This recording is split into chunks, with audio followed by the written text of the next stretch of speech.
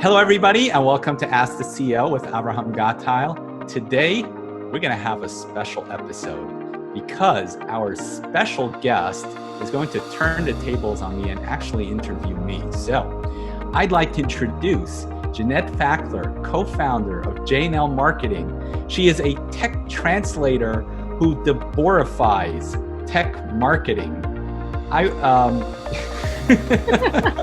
can't even say that with a straight face. I know, yeah. It's Jeannette, a mixed word, so. Welcome to Ask the CEO. Tell me, how do you de-borify tech marketing? I'd love to hear that because, trust me, there's a whole lot we can talk about that. Oh, yeah.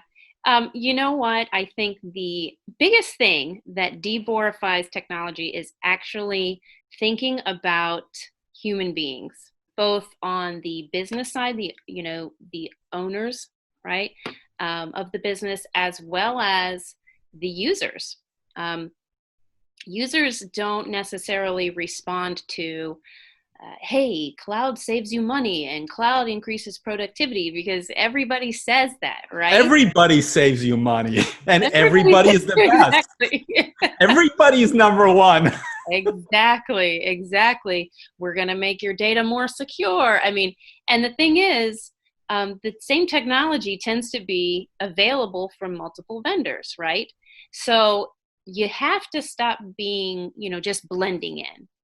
One of our taglines is, we do marketing for tech companies that don't want to be clones, because when you go to tech websites, especially for IT companies, they all say the same thing, and sometimes they all have the exact same images, right? So kind of clone-like, right? Yep. But yeah, one of the biggest ways to spice up tech marketing is to just bring real people into it. You would be surprised how often tech companies don't have pictures of their owners or their technicians or customers or anything. It's just like this faceless corporate entity. Sign up here. Yes, right. Contact us at info@suchandsuch.com. So there's so many other techniques, to be honest with you, but just a little bit of personality, bring some pizzazz to your copy, and just a little bit of livening up. Oh, and you know what? Speaking like you're talking to another person on the street. You don't have to use 5-syllable words. And as a matter of fact, I recommend against it. Like if you were going to talk to your aunt and explain to her what cloud was, what would you say? I would say the cloud is a bunch of servers in a data center. Now, I would say a cloud, it's just out there. It's just bunch of computers that are just out there. Yeah, perfect, right? And it obviously depends on your audience, of course, right? Some people know exactly what cloud is, so it depends on who you're talking to. But even for people that know exactly what cloud is, you can still speak to them as if you're having a conversation, and that's very important. Otherwise, people's eyes start to glaze over, Totally. So Jeannette, before we jump into you interviewing me, which I'm really excited about, maybe even a little nervous, because I want to make sure that I'm completely de-borified before you ask me any questions. Jeannette, how do people reach out to you? You know what? The easiest way is by DMing me on LinkedIn. Great. All right. Well, I am pumped and all ready for the interview. So let's jump right in. All right. I found myself very curious after we worked together about how you got started and how you got where you are today. There's people out there that just have so many followers, and they're influencers like yourself. And I know what I'm doing to grow my following, but I thought I'd find out from you what you are doing, and I just have so many questions. So I'll start at the beginning, though. What would you say is influencer marketing. A lot of people have heard of it, but I don't know that everybody knows what it really means. Yeah, when you hear the term influencer marketing, you think about some gal wearing a t-shirt, with your company logo, or standing next to a car, like a Lamborghini or something like that. Um, Influencer marketing, in essence, I mean, if you break down the words, right, it's marketing using an influencer, somebody that has an influence. But what does that mean, right? Basically, what it means is that you're getting somebody that has a trusted name in the industry to talk about your business, your products, and essentially endorse them. And then that person has people that follow them, and then they're paying attention to this influencer, because essentially, I mean, that's really how the industry works. Forbes put out a statistic a couple of years back. We're talking about B2B customers. Before they even pick up the phone to talk to you, they've already researched 70%, or they've gone through 70% of the sales process. They've researched you up and down, and they already know that they want to talk to you. Right. So how do you even get a chance to talk to that customer? You've got to get your message heard. So influencers are people that have following. People pay attention to them. And the reason why people pay attention to them is because they've added value. They've proven themselves that they are reliable, they're authentic, they're trustworthy. So when someone engages an influencer, I mean, that sends a very strong message about your company.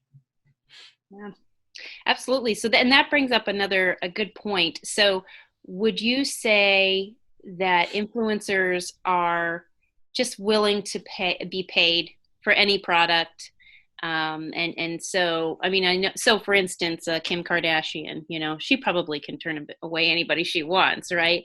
But we know there's some influencers out there who are like, oh, sure, I'll take your product, I'll take your money and just represent it. Is that how all influencers work? People can only fool people once. Consumers are smart. And if you're lied to, it only takes one time to lose that trust. So you can spend 20 years building up your reputation, but if you mess up once, and when I say mess up, meaning you're dishonest, you've misrepresented something, that's really serious, and people will stop trusting you. So influencers, the authentic ones, they are concerned about their reputation. And to answer that question about, will you just take anybody that pays? Well, it really has to be somebody that you truly believe in, somebody that you as an influencer feel confident that their company is not going to ruin your reputation. So it kind of works both ways, where your following will trust you, and then you also need to trust the company. And your following trusts you that you have vetted that company. So it's not really as simple as a brand calling someone up and saying, hey, you want to wear my t-shirt, especially not in the B2B world. You really have to trust that company before working with them. Right. And so, well, let me ask you this. Is there any way for a company to work with an influencer without having the influencer say, hey, we recommend this product? So for instance, would you do just an honest review of a product? Yeah, for sure. I mean, companies do that. In many instances, when I work with companies, I don't come straight out and say that I endorse ABC company. I endorse them and they're the greatest. What I do is I share what I know about this company. I share what I like about this company. And then I let my following make their assessment as to whether or not this company is for them. So it's not really about extolling the virtues of this company or endorsing them, but really talking about why you feel that your following should be interested in this company. Right. And so correct me if I'm wrong, but your primary method that you use to do this is your YouTube channel, right? When you interview guests? I interview guests and I have the videos on YouTube. YouTube is by far not my primary channel. I think of my YouTube channel as my repository of content, my history, where people can scroll through it, scroll through my library, and see all the different pieces of content that I created. My primary means of communication with my following is really LinkedIn and Twitter.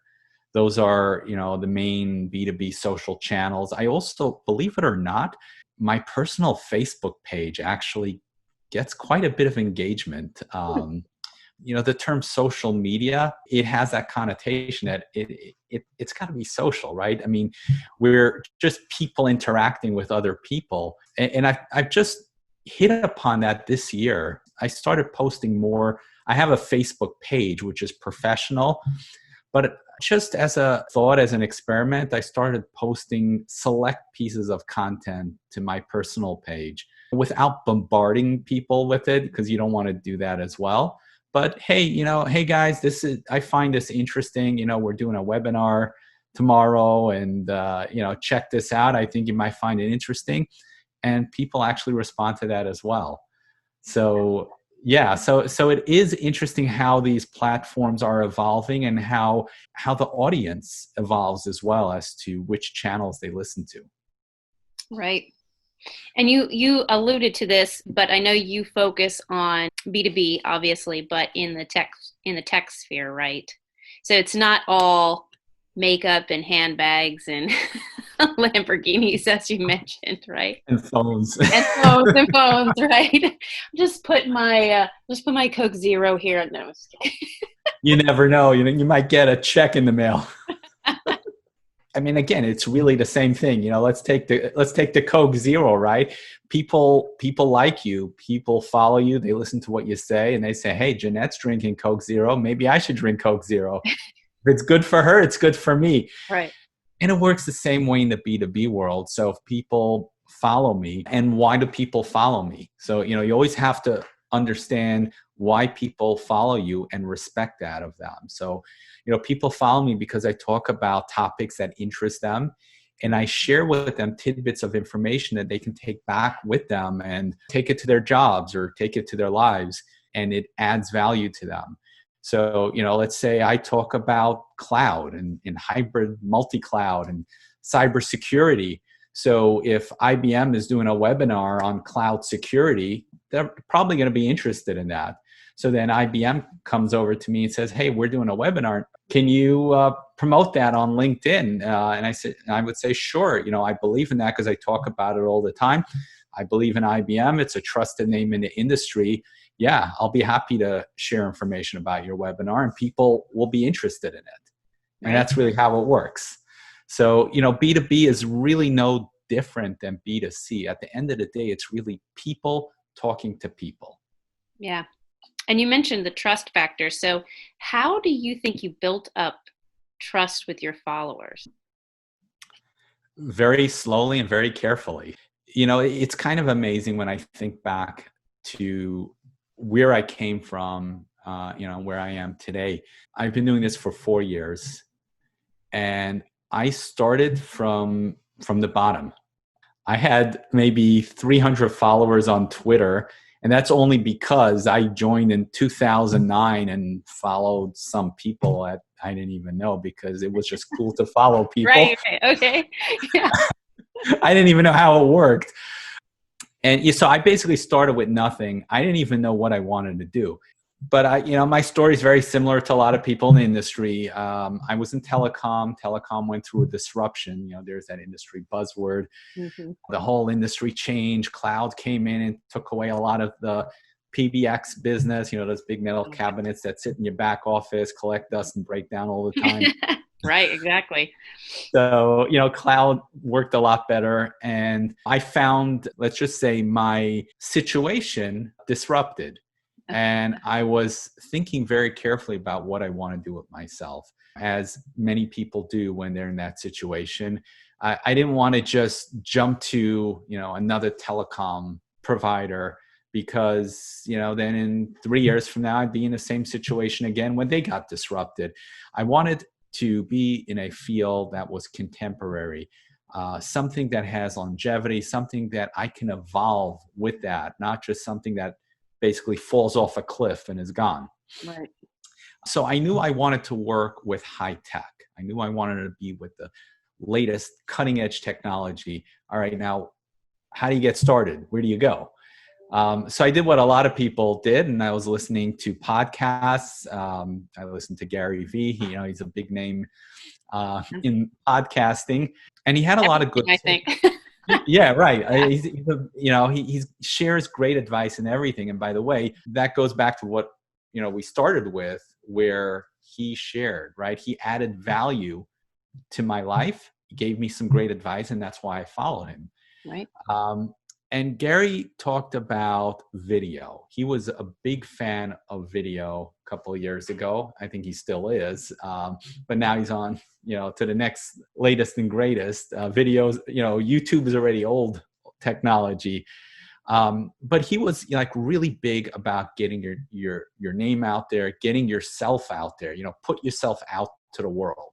There was one example that he gave that really stood out in my mind. He said, let's say you're starting out in real estate and you want to make a name for yourself. So rather than doing the same thing that every Tom, Dick, and Harry is doing, why don't you start a podcast or a vlog on real estate where you go and interview all the local businesses in your area and talk about their businesses, and you promote them, and then you get known.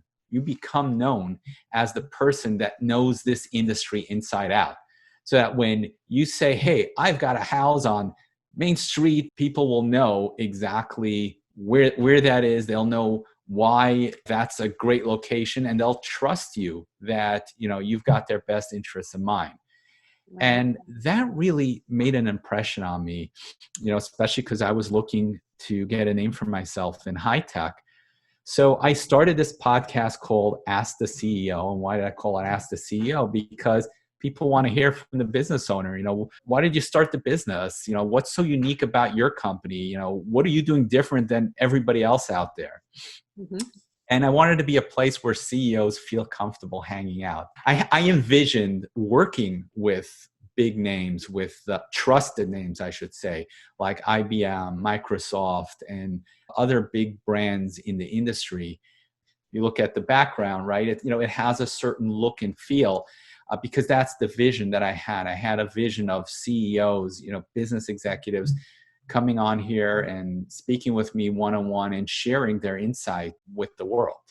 So getting back to how I built the audience. So, I started interviewing business owners, and at the time I still wasn't really sure which direction I wanted to take this. I didn't even know what an influencer was. Yeah.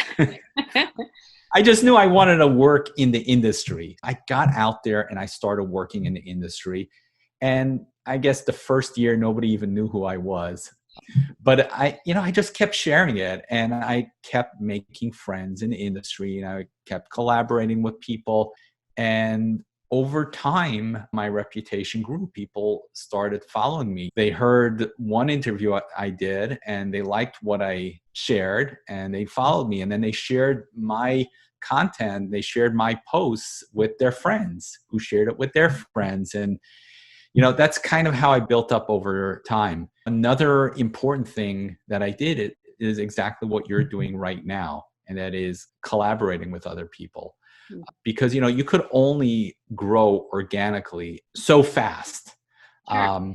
But if you collaborate with another person who has a set of followers, now you just grew your following exponentially, because now they know who you are, and somebody from their following hears of you, and then they share it. I mean, that's how I found out about Gary Vee. That's how I found out about other podcasts that I listened to through other people that I followed.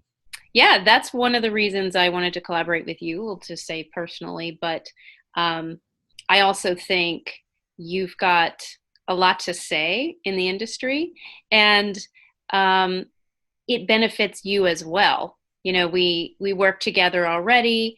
We just, got along, and you genuinely want success for your connections, so I think a lot of people are more willing to collaborate than you'd expect. because it works both ways, right? Yeah. And, to that point, I'll tell you, I had an epiphany one day. It was like a year and a half ago. And I was just very frustrated by the fact that I wasn't growing my following as fast as I wanted to. And I was trying to get companies to notice me, and everything was just happening too slowly. Sure. And by the way, that's a reality. People are going to hit that. They're going to hit that wall. You think, oh, wow, look at this. Look at what I'm doing. I'm putting out so much content, but nobody really cares because everybody else is putting out content. Yeah. If you just scroll on LinkedIn or Twitter, right, there's just so much stuff out there. And I was frustrated and I didn't know what to do. And I spoke to friends of mine and they said, yeah, keep doing that. Just keep at it. It'll come, it'll happen. Right. But nothing, just crickets. And then I had an epiphany. I really can't control the market. I can't control when people will reach out to me, when people will see my content, who will share my stuff. I can't control any of that. There's only one thing I can control, and that is how I interact with others. So then I thought, I bet you a lot of my friends in the industry are going through a similar challenge. Maybe they don't broadcast it because nobody's going to say, hey, everybody, I'm a loser. I can't get You don't see that. Everybody, shows success. But I bet you a lot more people are struggling than they let on. So you know what? Rather than sitting there worrying about myself, why don't I just gratuitously help my friends? I see something of theirs, I'll share it. I'll endorse them, I'll promote them. And, if I can't be of service to myself, I'll be of service to others. And really, that's really the way I think. Our role in this world, why were we created, right? I'll speak about myself. Why was I created? Why were you created? I was created to add value. Well, you add value by helping others. So you know what? First add value and then worry about yourself. And that's what I did. I continue posting content of my own, but then I see my friends share stuff. I just share it. And I'd even throw in a word of endorsement or a nice word about them. And I still do this to this day. And the strangest thing happened after about maybe 2 months of doing that, my numbers started to go up exponentially. I used to get maybe like 10 views on a post.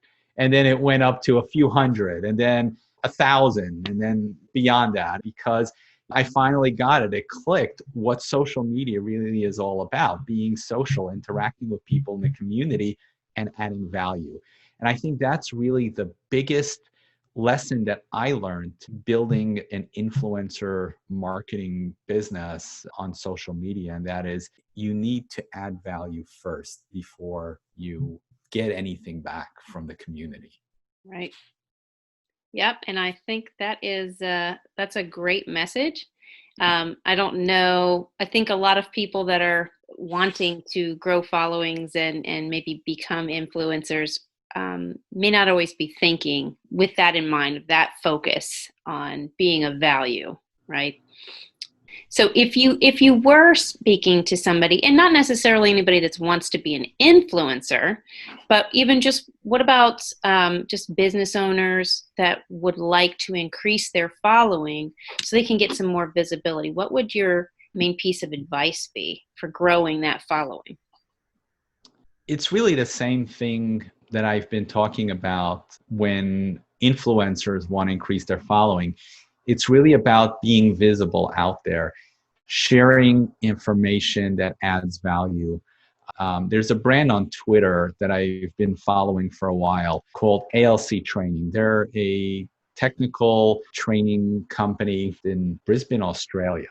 Okay. Actually visited them a couple of years ago.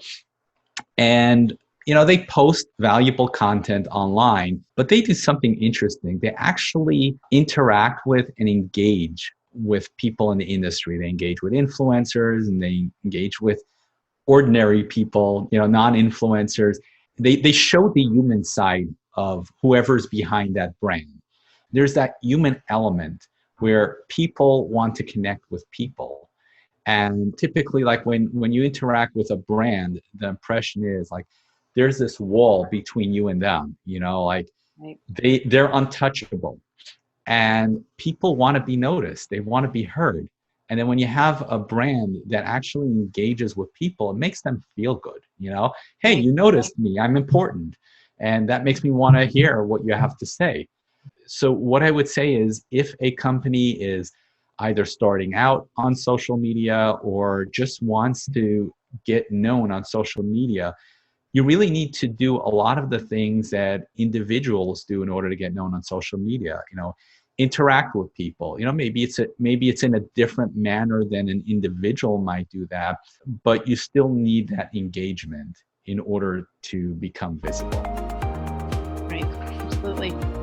Jeannette, thank you so much. That was a really great experience. It was a very different experience being the one interviewed instead of interviewing. Thank you so much for coming on this show. I really enjoyed having you. Yeah, thank you. And you did great, by the way.